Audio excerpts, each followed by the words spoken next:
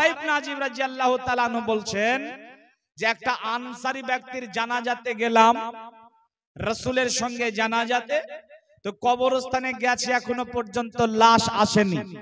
আমাদের সঙ্গে এমন হয় না গো? কথা বলেন, হয় না? যে আমরা কবরস্থানে গেছি, এখনো পর্যন্ত লাশ আসেনি বা কবর খনন হয়নি, হয় না? তখন আমরা কবরস্থানে কি করি? হই হট্টগোল করি, চিল্লা চিল্লি করি, ইবাদ করি, কত রকমের যে গল্প করি না? এটা গরস্থানের আদাব নয়। গরস্থানের আদাব শোনেন। বারা ইবনে আজিব রাদিয়াল্লাহু তাআলা আনহু বলছেন রাসূল সাল্লাল্লাহু আলাইহি সাল্লামের সঙ্গে গরস্থানে গেলাম, আনসারী ব্যক্তির জানাজায় এখনো পর্যন্ত লাশ আসেনি। তো নবীজি চুপচাপ বসে পড়লেন, আমরাও চুপচাপ বসে পড়লাম। আমরা এমন ভাবে চুপ করে বসে আছি, মনে হচ্ছে যেন আমাদের মাথায় পাখি বসে আছে, নড়লেই উড়ে যাবে, এমন চুপ করে বসে আছে। আল্লাহ রাসূলের হাতে এইটুকা কাঁটি, তিনি মাটিতে দাগ টানছেন বাচ্চাদের মতো।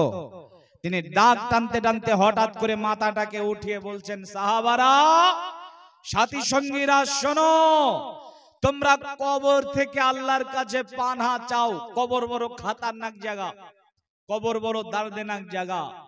কথাটা তিনি 3 বার বললেন। এরপরে তিনি বলেন, ইন্নাল আবদাল কাফির ইজা কানা ফিন কিতাইম মিনাদ দুনিয়া ওয়া ইকবালিম মিনাল আখিরা নাযালা ইলাইহি মালাইকাতু মিনাস সামাই সুদুল উযহে। রাসূল বলছেন, যখন কোন খারাপ বান্দা, যখন আল্লাহদ্রোহী বান্দা নামাজ পড়ে না, রোজা করে না, হজ করে না, যাকাত দেয় না, আল্লাহর বিধান আদেশ মেনে চলে না, এই রকম ব্যক্তি যখন পৃথিবীর মাটি থেকে বিদায় নেবে, তো এর জানটাকে কবজ করার জন্য নাযালা ইলাইহি মালাইকাতু, আসমানের উপর থেকে একদল ফেরেশতা চলে আসে। সুদুল উজুহি, যাদের চেহারা হয় ভয়ঙ্কর চেহারা, খতরনাক চেহারা, জাহান্নাম থেকে একটা চট সঙ্গে করে নিয়ে আসে। আসার পরে মাদ্দাল বাসারে, ওই বদগারের চোখের আড়ালে একটু দূরে বসে যায়। সুম্মা ইউজাউ মালাকুল মাউত, মালাকুল মাউত শুধুমাত্র তার কাছে যায়, তার কপালে হাত রাখে, রাখার পরে বলে, ইয়া আইয়াতুহান নাফসুল খাবাইস, বলে রেখো বিষাক্তা, তুখরিজি, বের হয়ে আয়, ইলা সাখাতিম মিনাল্লাহি ওয়া গাযাবি, আল্লাহর রাগের দিকে বের হয়ে আয়, আল্লাহর ক্ষোভের দিকে বের হয়ে আয়। দেখবি কেমন আল্লাহর রাগ, দেখবি কেমন আল্লাহর ক্ষোভ, আল্লাহর ক্ষোভের দিকে বের হয়ে আয়, আল্লাহর রাগের দিকে বের হয়ে আয়। তো আত্মাটা বেরোতে চায় না।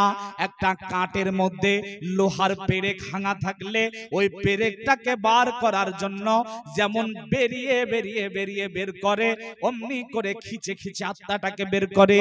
আত্মাটা যখন বের হয়ে গেল, ওই যে ফেরেশতারা বসেছিল জাহান্নামের চট সঙ্গে করে নিয়ে জাহান্নামের চটে গিয়ে আত্মাটাকে জড়িয়ে নাই, আসমান পথে যায়, আসমানের গেট খুলতে বলে, কিন্তু তার জন্য আসমানের গেট খোলা হয় না।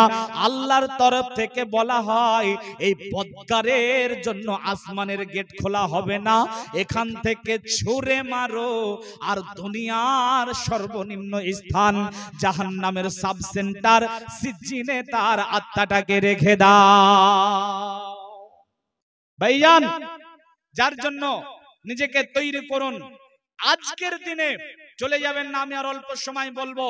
এই মুহূর্তে, এই সময় যদি আপনার কাছে মালাকুল মাউত চলে আসে, বলেন তো আপনাকে কি ইয়া আইয়াতুহান নাফসুত তাইয়্যিবা বলবে নাকি ইয়া আইয়াতুহান নাফসুল খাবাইস বলবে? কোনটা নিজে একবার ভাবুন। আপনি কি পাপ করেছেন না করেছেন পৃথিবী না জানুক, আপনি জানেন। আপনার পাপের খবর আপনার বাপ জানলে সন্তান আপনাকে বলতো না, আপনার মা জানলে আপনাকে বলতো, হায় রে তোর মতো পাপীকে পেটে 10 মাস রেখেছিলাম। আপনার স্ত্রী জানলে আপনার সঙ্গে সংসার করতো না, আপনার ছেলে মেয়ে জানলে আপনাকে বাপ বলতো না, প্রতিবেশী আপনার পাপের খবর জানলে গার সঙ্গে গা লাগাতো না। পাপের গন্ধ থাকলে পৃথিবী গন্ধে ছয় লাভ হয়ে যেত, পাপের আওয়াজ থাকলে পৃথিবীতে ঢং ঢং ঢং ঢং ঘন্টা বাজতো। আপনার পাপের খবর আপনি জানেন, কি করেছেন না করেছেন। বলেন তো এই মুহূর্তে মালাকুল মাউত যদি আপনার কাছে আসে, আপনাকে কি ইয়া আইয়াতুহান নাফসুত তাইয়্যিবা বলবে, নাকি বলবে ইয়া আইয়াতুহান নাফসুল খাবাইস তুখরিজি, বের হয়ে আই ইলা সাখাতিম মিনাল্লাহি ওয়া গাযাবি, দেখবি কেমন আল্লাহর রাগটা, দেখবি কেমন আল্লাহর ক্ষোভটা, বের হয়ে আই। তৈরি করুন নিজেকে, যাবতীয় গুনাহ করেছেন ওই মাউতকে স্মরণ করে তৈরি করেন, এমন করে তৈরি করবেন যেন মালাকুল মাউত আপনার কাছে এসে ইয়া আইয়াতুহান নাফসুত তাইয়্যিবা বলে। 63 বছরের জিন্দেগি পেয়েছিলেন আমার নবী, কোনদিন মজাক করেও কোনো মানুষকে মিথ্যা কথা বলেননি, চুগলখড়ি করেননি, হারাম খাননি, লুটপাট করেননি, জেনা ব্যভিচার করেননি। আমার নবী চেহারার দিক দিয়ে সর্বশ্রেষ্ঠ, ব্যবহারের দিক দিয়ে সর্বশ্রেষ্ঠ, স্বামী হিসাবে সর্বশ্রেষ্ঠ, নেতা হিসাবে সর্বশ্রেষ্ঠ, বন্ধু হিসাবে সর্বশ্রেষ্ঠ, আশরাফুল আম্বিয়া, নবীদের মধ্যে সর্বশ্রেষ্ঠ। এত দামি আমার নবী, তারপরে আল্লাহর দিকে কি বলছেন শোনেন।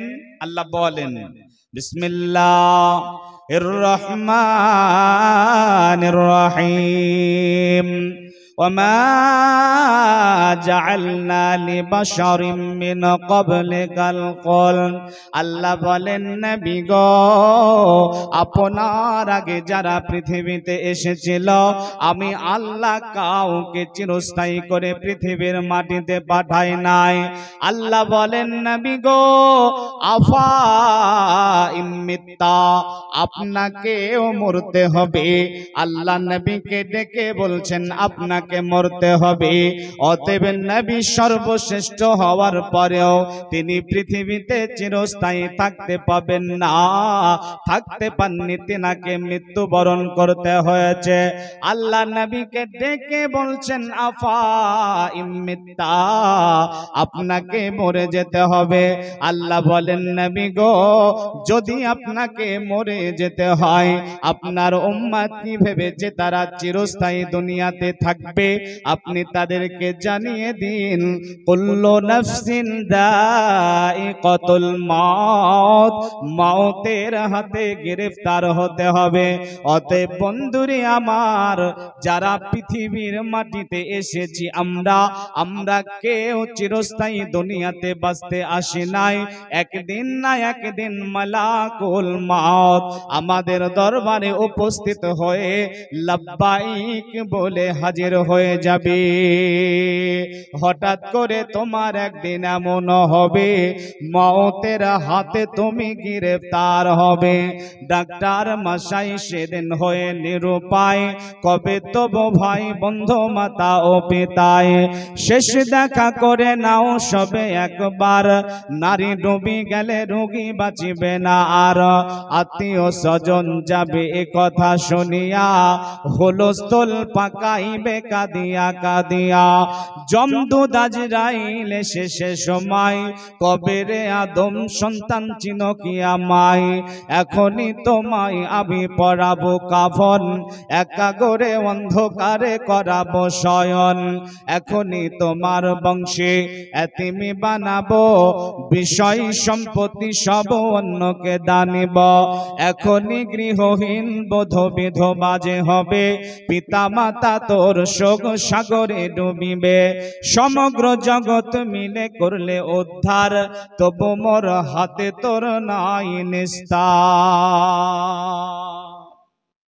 মরতেই হবে, ডাক্তার হলেও মরতে হবে, ব্যারিস্টার হলেও মরতে হবে, নামাজি হলেও মরতে হবে, বেনামাজি হলেও মরতে হবে। মওতের হাত থেকে রেহাই নেই, আছে নাকি ভাই? রেহাই নেই, একথা আমরা সবাই জানি, মানি, বিশ্বাস করি যে মরবই। শুধু আমরা না, পৃথিবীর মাটিতে প্রায় 4,500 ধর্ম আছে। 4,500 ধর্ম অবলম্বী মানুষের মধ্যে অনেক বিষয়ে ইখতিলাফ আছে, কিন্তু মওত, মৃত্যু, এই বিষয়টা নিয়ে কেউ দ্বিমত করে না যে আমরা মরবই, মৃত্যুবরণ করতে হবে। এটা আমরা সবাই জানি, সবাই মানি। কিন্তু ভাইজান বলেন তো, মরবো কবে?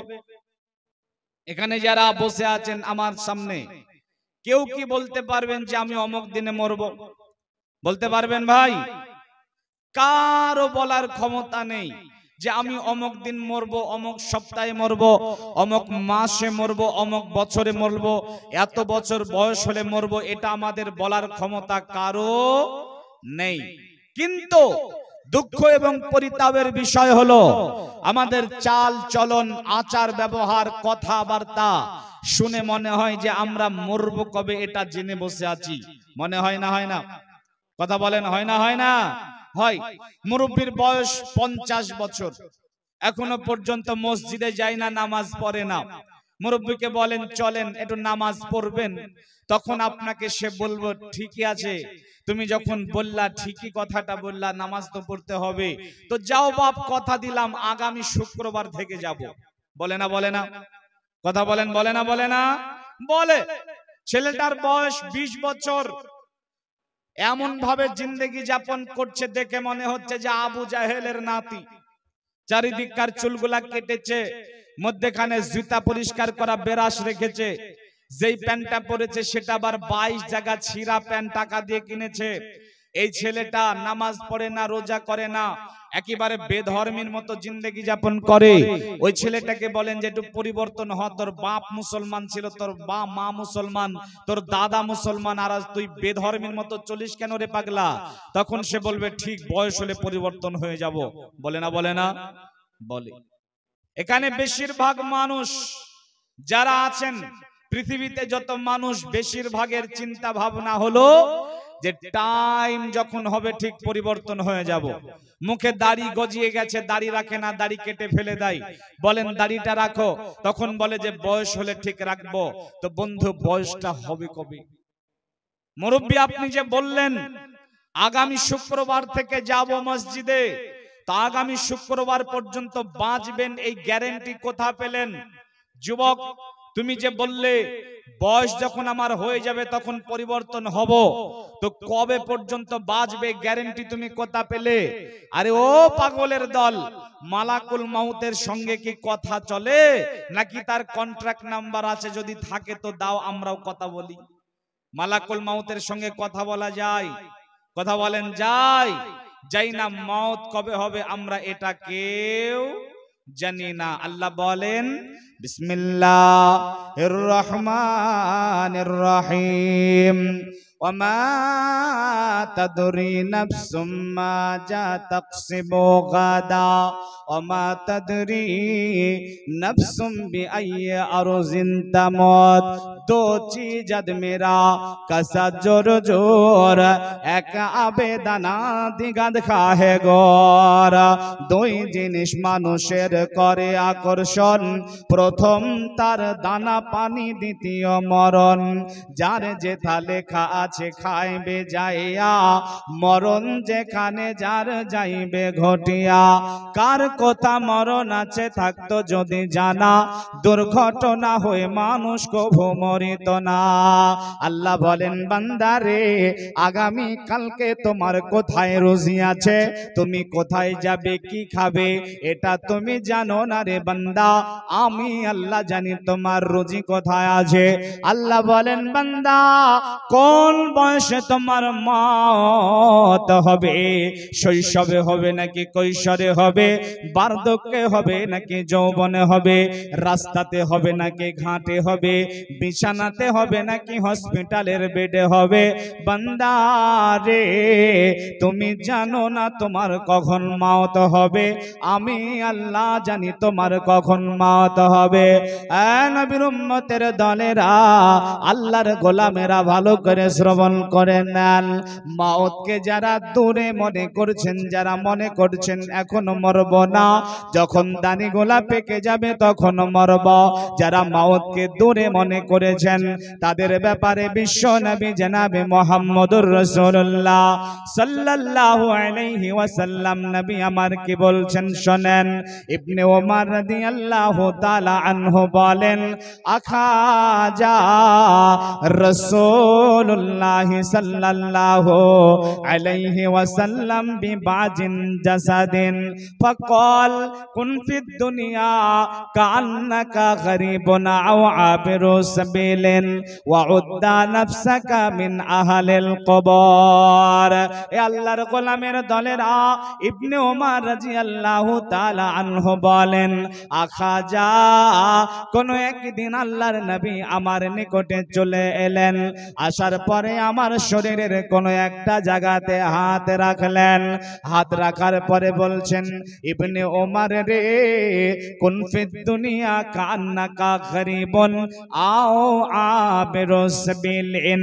ইবনে ওমর শোনো, যতদিন তুমি পৃথিবীতে বাঁচবে, আল্লাহ তোমাকে যতদিন হায়াত দিয়েছেন, যতদিন তুমি পৃথিবীতে বাঁচবে, ইবনে ওমর তুমি দুনিয়ার জীবনটাকে মুসাফিরের মতো কাটাবে। একটা মুসাফির তার সফরটাকে যেমনি করে কাটায়, অমনি করে মুসাফিরের মতো জিন্দেগি কাটাবে। বন্ধুরে, আমি 20 দিন বাংলাদেশ মুসাফির হালাতে ছিলাম, হাত দিয়ে দিনকে আর রাতকে ঢালছিলাম। কখন 20টা দিন যাবে, আমি আমার জন্মভূমিতে যাব। ওই 20টা দিনের জন্য বাংলাদেশে আমি আহামরি কিছু করি নাই, মুসাফিরের মতো দিন গুনেছি, রাত গুনেছি। মুসাফির যেমন তার সফরটাকে মনে করে, বিশ্বনবী এই হায়াতে জিন্দেগিটাকে মনে করতে বলেছেন। বিশ্বনবী বলছেন, ইবনে ওমর দুনিয়াটাকে তুমি মুসাফির খানা মনে করবে। ওয়া উদ্দা নাফসাকা মিন আহালিল কবর, আর সদা সর্বদা নিজেকে কবরবাসী মনে করবে। এরে নবীর উম্মতির দলেরা, ইবনে ওমর রাদিয়াল্লাহু তাআলা আনহুকে যখন আল্লাহর নবী এমনি করে বললেন, তখন ইবনে ওমর তার ছেলেদেরকে ডাকলেন। ডাকার পরে বলছেন, বাপুরা শোনো, ইজা আমসাইতা ফালা তানতাজিরিস সাবাহা ওয়া ইজা আসবাহাত ফালা তানতাজিরিল মাসাহা।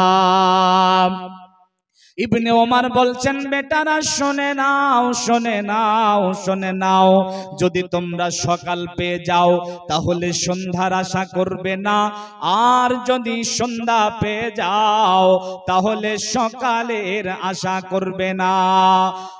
মির্জাপুরের ভাইরা, মওতকে কত নিকটে মনে করতে হবে। সকালবেলায় পূর্ব দিকে সূর্যটাকে ওঠা দেখেছেন, তো পশ্চিম দিকে সূর্যটাকে ডুবা দেখবেন, এই রকম আশা করবেন না। আবার যখন সূর্যকে ডুবা দেখলেন, পরের দিন সকাল বেলায় সূর্যটা পূর্ব দিকে উঠবে, এটা দেখবেন, এই আশা করবেন না। মওতকে এত কাছে মনে করতে হবে।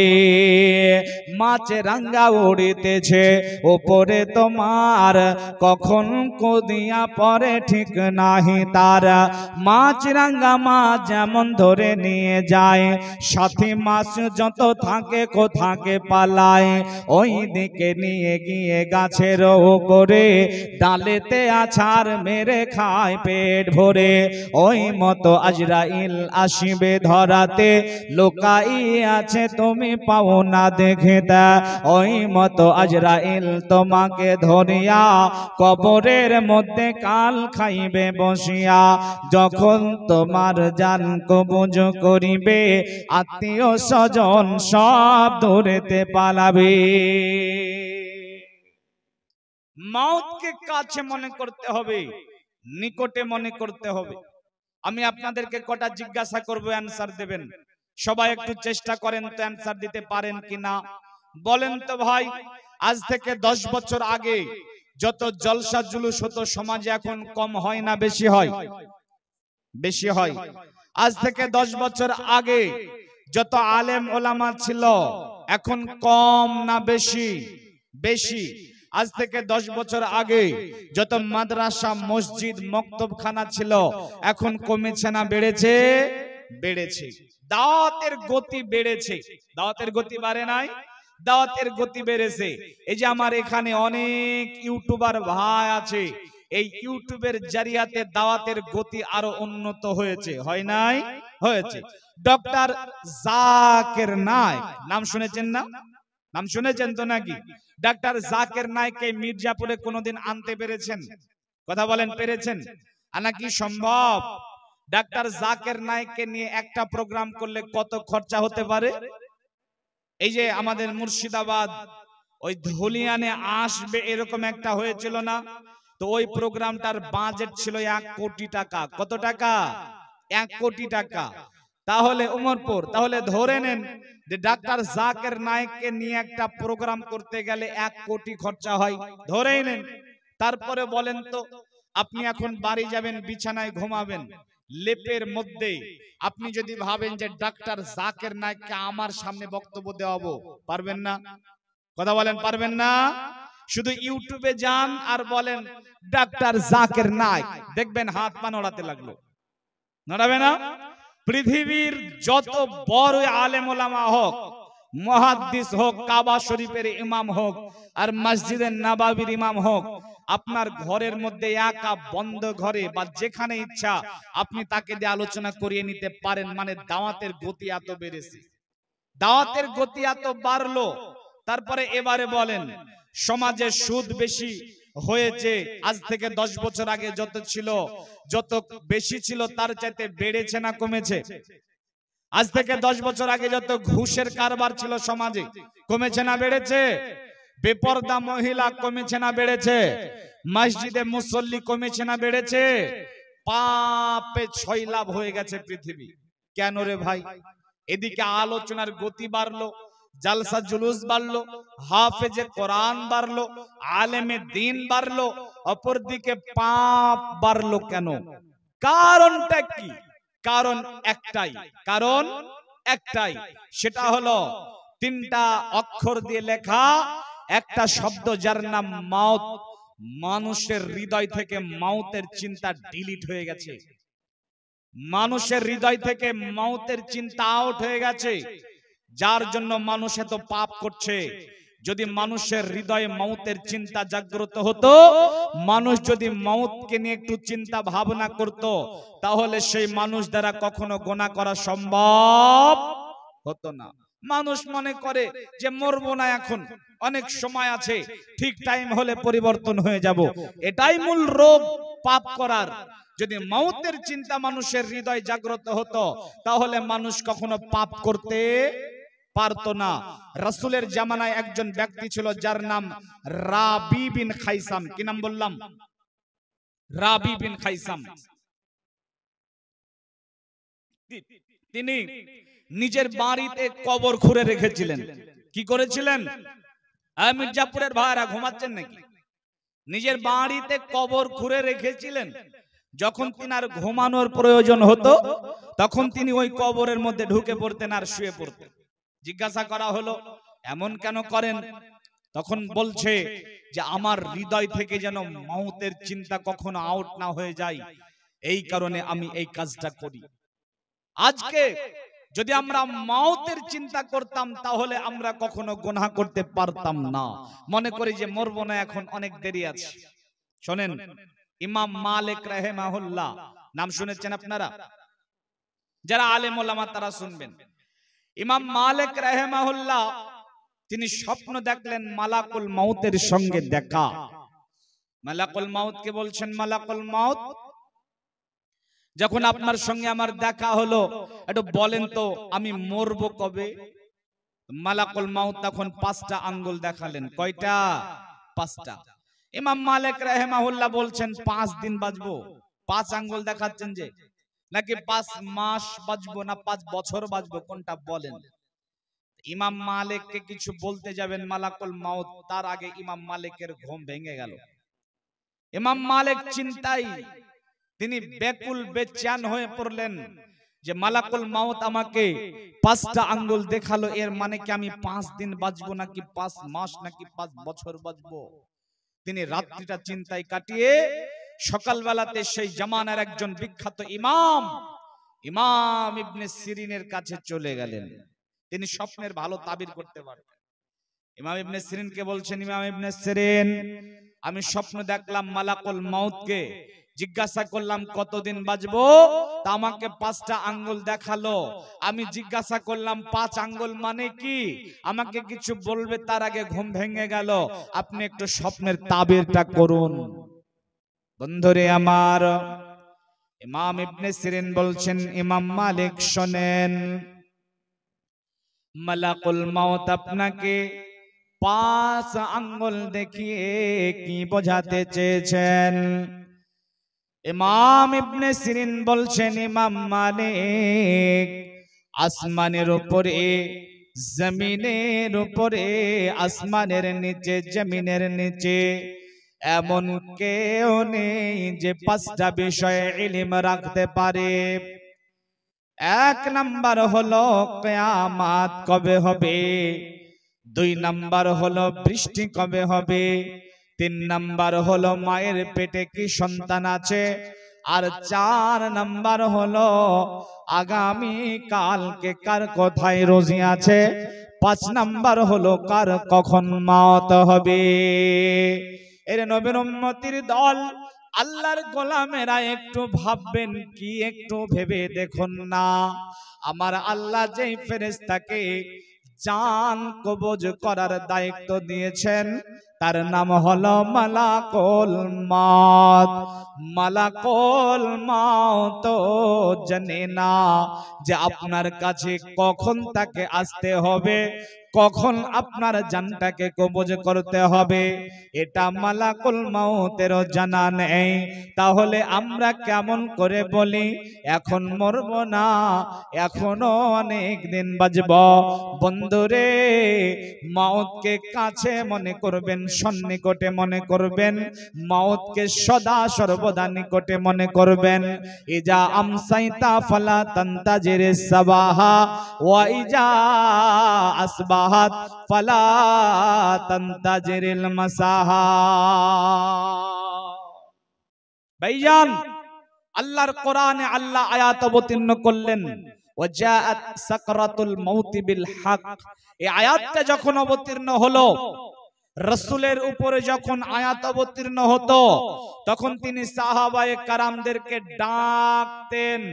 ডাকার পরে সাহাবায়ে কেরামদের সামনে সে আয়াতটা পড়ে শুনিয়ে দিতেন।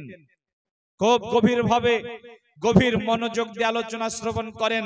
আর 2টা পয়েন্টের উপর আলোচনা করব, এটা আপনার জীবনে অনেক কাজে দিবে ইনশাআল্লাহ। এই আয়াতটা যখন অবতীর্ণ হলো, আল্লাহ রাসূল সাহাবায়ে কেরামদেরকে ডাকলেন, সাহাবায়ে কেরামরা এসে বসে গেলেন। আল্লাহ রাসূল বলছেন, শোনো আমার সাহাবারা, আজকে আল্লাহ আমার উপরে আয়াত অবতীর্ণ করেছেন, মওতের সময় যন্ত্রণা হবে, মওতের যন্ত্রণা, মওতের যন্ত্রণা সত্য, মওতের যন্ত্রণা হক, মওতের যন্ত্রণা সত্য, মওতের যন্ত্রণা হক। যখন আল্লাহর নবী সাহাবাদেরকে বলেছেন, তখন সাহাবায়ে কেরাম সব ভয়ে ভীত সন্ত্রস্ত হয়ে গেলেন, একেবারে কম্পিত হয়ে গেলেন যে আহারে, মওতের সময় যন্ত্রণা হবে। উপস্থিত সাহাবাদের মধ্যে একজন সাহাবা ছিলেন যার নাম হচ্ছে আমর ইবনুল আস। এই আমর ইবনুল আস মওতের যন্ত্রণার কথা শুনে তিনি বেশি ব্যাকুল হলেন।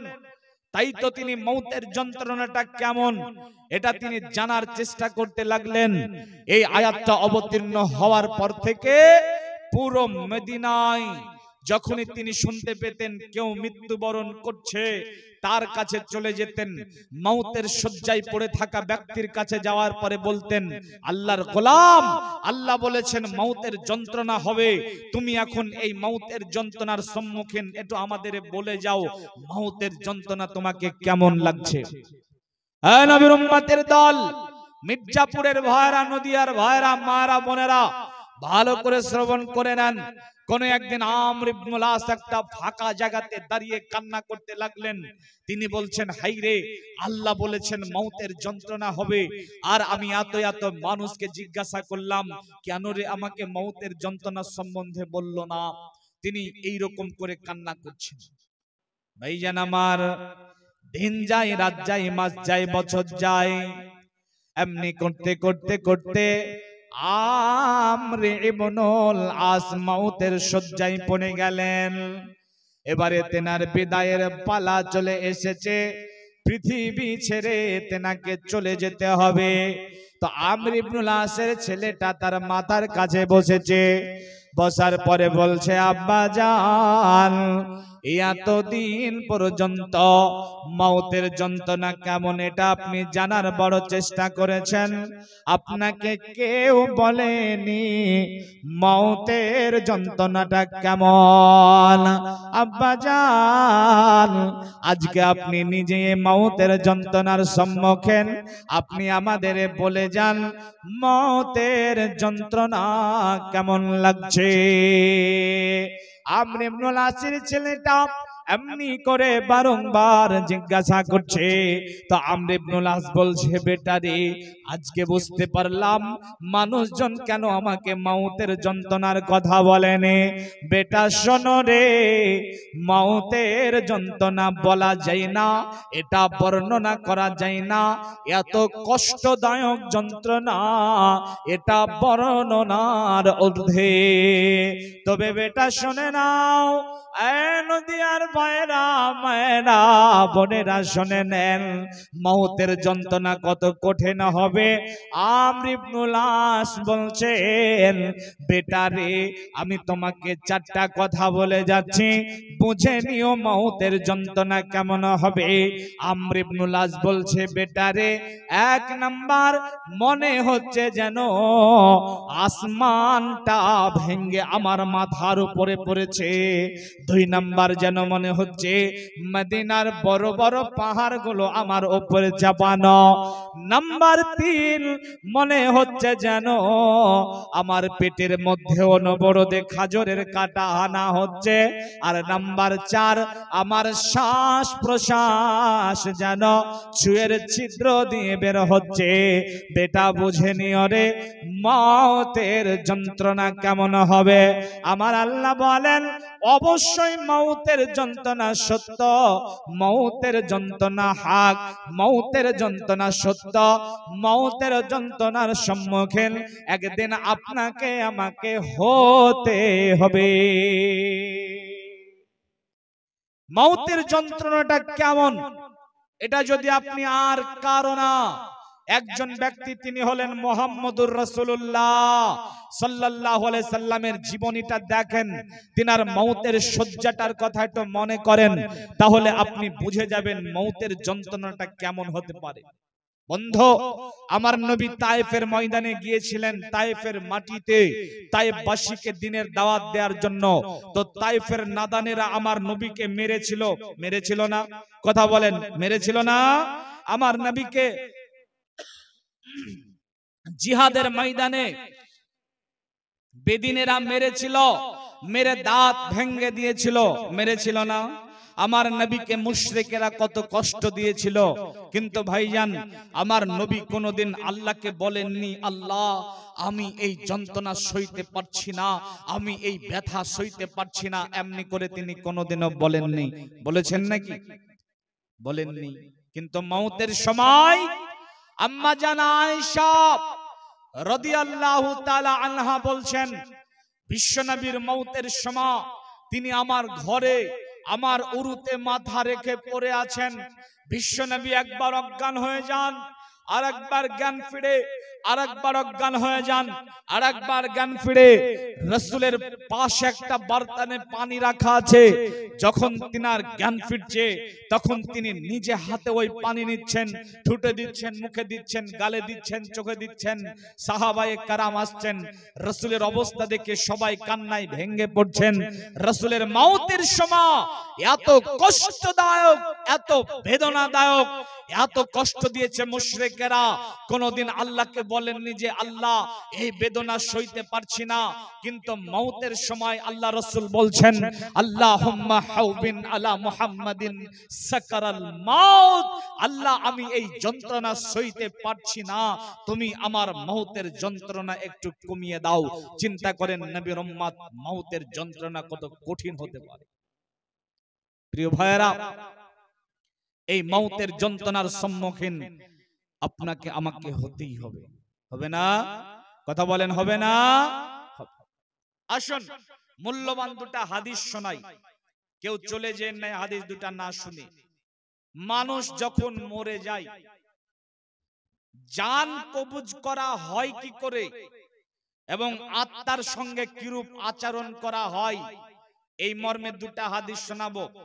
পৃথিবীতে যারা ভালো মানুষ, আল্লাহওয়ালা মানুষ, পরহেজগার মানুষ, দীনদার মানুষ, রুকু করনে ওয়ালা, সাজদাতে ঝুঁকনে ওয়ালা মানুষ, এইরকম পরহেজগার মানুষের আত্মাটা কিভাবে কবজ করা হয় এবং তার আত্মাটা কবজ করার পরে তার আত্মার সঙ্গে কিরূপ আচরণ করা হয়, এই মর্মে একটা হাদিস শুনে নেন। আন বারা ইবনে আযিবিন রাদিয়াল্লাহু তাআলা আনহু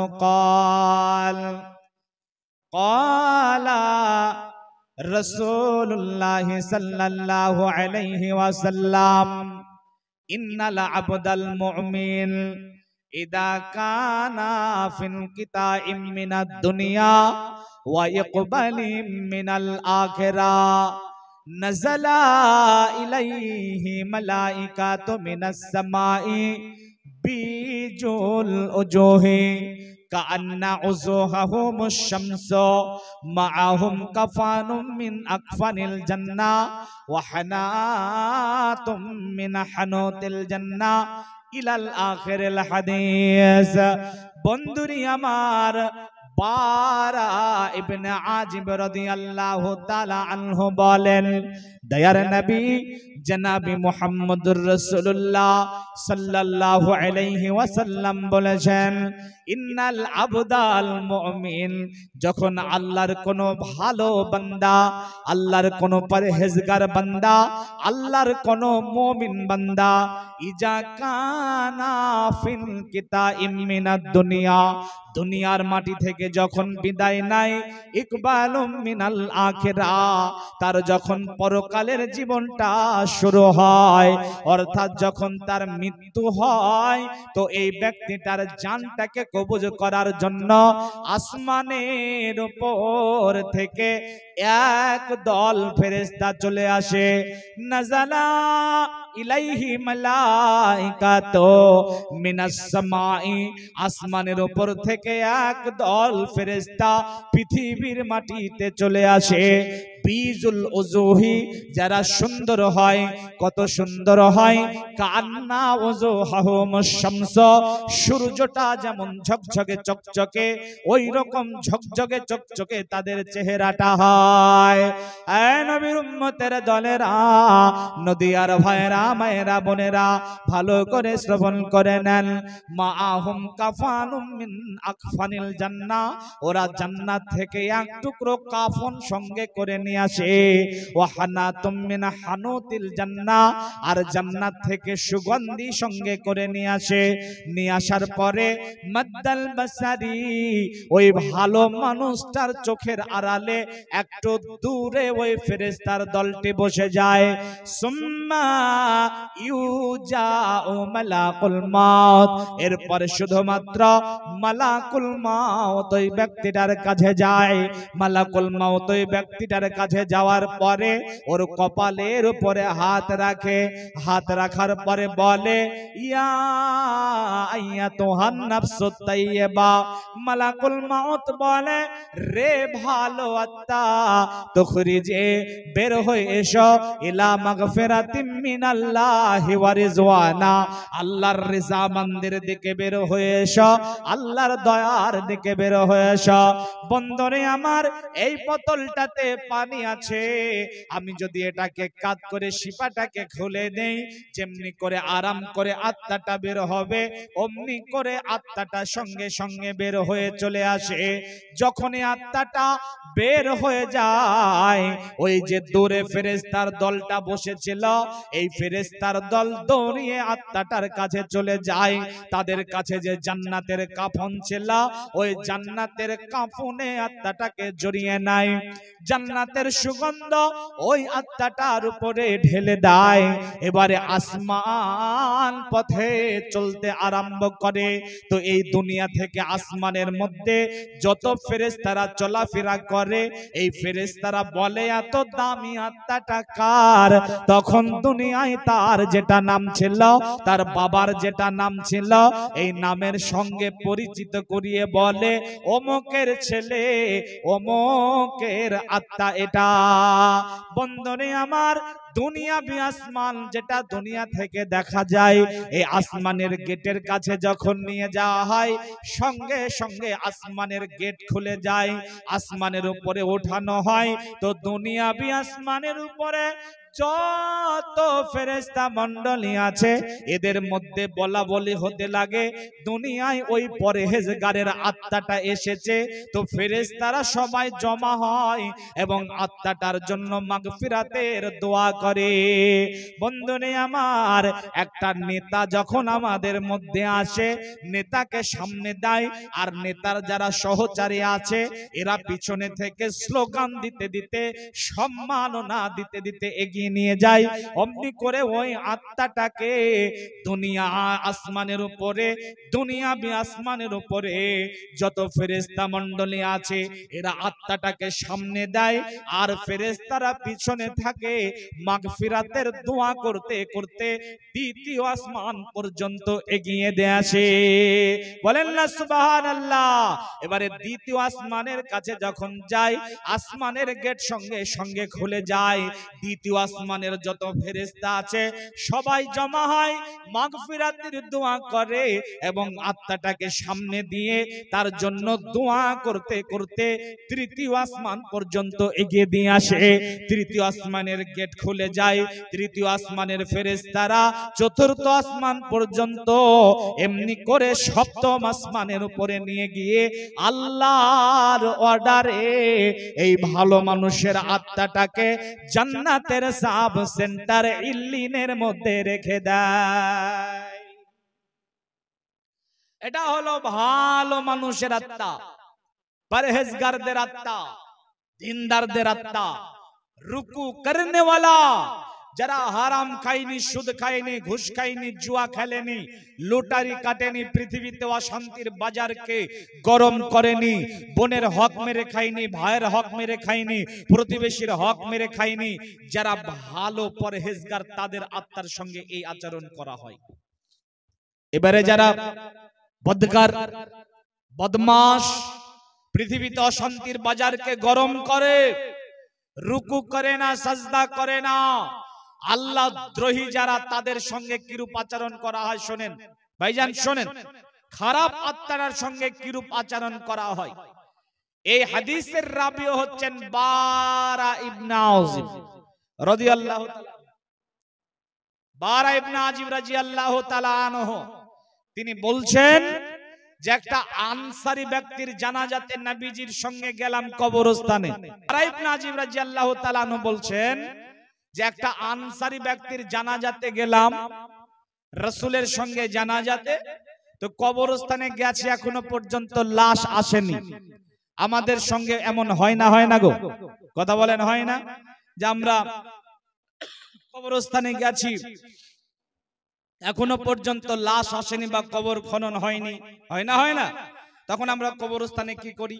হই হট্টগোল করি, চিল্লা চিল্লি করি, ইবাদ করি, কত রকমের যে গল্প করি, করি না? এটা গরস্থানের আদাব নয়। গরস্থানের আদাব শোনেন। বারা ইবনে আযিব রাদিয়াল্লাহু তাআলা আনহু বলছেন রাসূল সাল্লাল্লাহু আলাইহি সাল্লামের সঙ্গে গরস্থানে গেলাম, আনসারী ব্যক্তির জানাজায় এখনো পর্যন্ত লাশ আসেনি। তো নবীজি চুপচাপ বসে পড়লেন, আমরাও চুপচাপ বসে পড়লাম। আমরা এমন ভাবে চুপ করে বসে আছি, মনে হচ্ছে যেন আমাদের মাথায় পাখি বসে আছে, নড়লেই উড়ে যাবে, এমন চুপ করে বসে আছে। আল্লাহ রাসূলের হাতে এইটুকা কাঁটি, তিনি মাটিতে দাগ টানছেন বাচ্চাদের মতো। তিনি দাগ টানতে টানতে হঠাৎ করে মাথাটাকে উঠিয়ে বলছেন, সাহাবারা, সাথী সঙ্গীরা, শোনো, তোমরা কবর থেকে আল্লাহর কাছে পানাহ চাও। কবর বড় খতরনাক জায়গা, কবর বড় দর্দনাক জায়গা। কথাটা তিনি 3 বার বললেন। এরপরে তিনি বলেন, ইন্নাল আবদাল কাফির ইজা কানা ফিন কিতাইম মিনাদ দুনিয়া ওয়া ইকবালিম মিনাল আখিরা নাযালা ইলাইহি মালাইকাতু মিনাস সামাই সুদুল উযহে। রাসূল বলছেন যখন কোনো খারাপ বান্দা, যখন আল্লাহদ্রোহী বান্দা নামাজ পড়ে না, রোজা করে না, হজ করে না, যাকাত দেয় না, আল্লাহর বিধান আদেশ মেনে চলে না, এই রকম ব্যক্তি যখন পৃথিবীর মাটি থেকে বিদায় নেবে তো এর জানটাকে কবজ করার জন্য নাযালা ইলাইহি মালাইকাতু, আসমানের উপর থেকে একদল ফেরেশতা চলে আসে, সুদুল উজুহি, যাদের চেহারা হয় ভয়ঙ্কর চেহারা, খতরনাক চেহারা, জাহান্নাম থেকে একটা চট সঙ্গে করে নিয়ে আসে, আসার পরে মাদ্দাল বাসারে ওই বদগারের চোখের আড়ালে একটু দূরে বসে যায়। সুম্মা ইউজাউ মালাকুল মাউত, মালাকুল মাউত শুধুমাত্র তার কাছে যায়, তার কপালে হাত রাখে, রাখার পরে বলে ইয়া আইয়াতুহান নাফসুল খাবাইস, বলে রেখো বিষাক্তা, তুখরিজি, বের হয়ে আয়, ইলা সাখাতিম মিনাল্লাহি ওয়া গাযাবি, আল্লাহর রাগের দিকে বের হয়ে আয়, আল্লাহর ক্ষোভের দিকে বের হয়ে আয়। দেখবি কেমন আল্লাহর রাগ, দেখবি কেমন আল্লাহর ক্ষোভ, আল্লাহর ক্ষোভের দিকে বের হয়ে আয়, আল্লাহর রাগের দিকে বের হয়ে আয়। তো আত্মাটা বেরোতে চায় না।